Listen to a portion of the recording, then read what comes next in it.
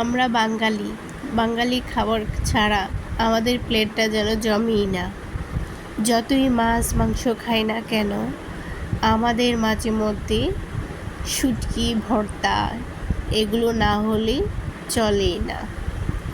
আসসালামু আলাইকুম এভরিওয়ান, আশা করছি সবাই ভালো আছেন।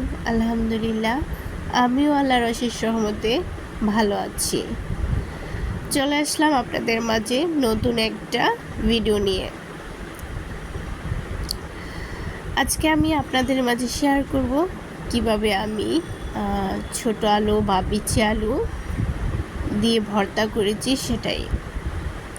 প্রথমে আমি আলুগুলোকে ভালো করে পরিষ্কার করে নিচ্ছি।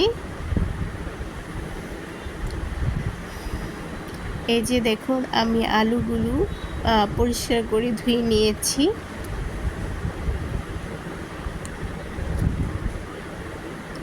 এখন আমি আলুগুলোকে টেলে নিব করে। চুলার মধ্যে আমি একটি তাওয়া বসিয়ে দিয়েছি, এর মধ্যে আমি আলুগুলো টেলে নিব।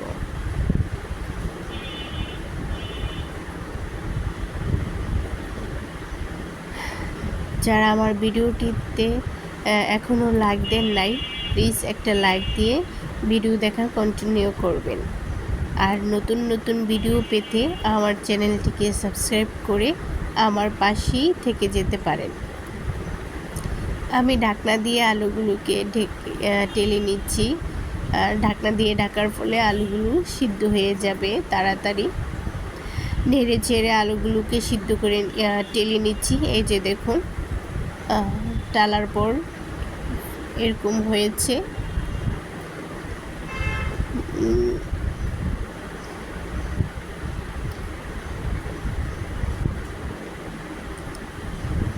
এই যে আলুগুলো আমার টালা শেষ। এখন আমি পাটায় এগুলি ভর্তা করব। এই যে বেশি ঝাল দিব না, কারণ বেশি ঝাল হলে খেতে ভালো লাগে না। সেজন্য আমি 2টা মরিচ দিয়েছি আর স্বাদ মতো লবণ বেটে নিলাম। একটা পেঁয়াজ বেটে নিলাম। এখন আলুগুলোকে বেটে নিচ্ছি। এই যে পরে আমি আরও 2টি পেঁয়াজ থেতলিয়ে দিয়েছি। একদম ফ্রেশ করব না, বেশি ফ্রেশ করলে পেঁয়াজ ভালো লাগে না খেতে। এই যে দেখুন, আমার ভর্তাটা রেডি হয়ে গেছে। অনেক দিন ধরে ঝড়ে ভুগতেছি, কোনো কিছুতেই খেতে ভালো লাগছিল না, তাই ভাবলাম একটু ভর্তা করে নিই। তাই সামনে আলুগুলো দেখেছি, আর সেজন্য আলু ভর্তাই করে নিলাম। এভাবে আলু ভর্তাটা আমার কাছে খুবই ভালো লাগে। আপনারাও বাসায় ট্রাই করে দেখবেন, খেতে অসাধারণ লাগে। এই যে দেখুন ফাইনাল লুক। ভর্তাটা দেখতে যেমন লোভনীয় হয়েছে, খেতে কিন্তু খুবই ভালো লাগে।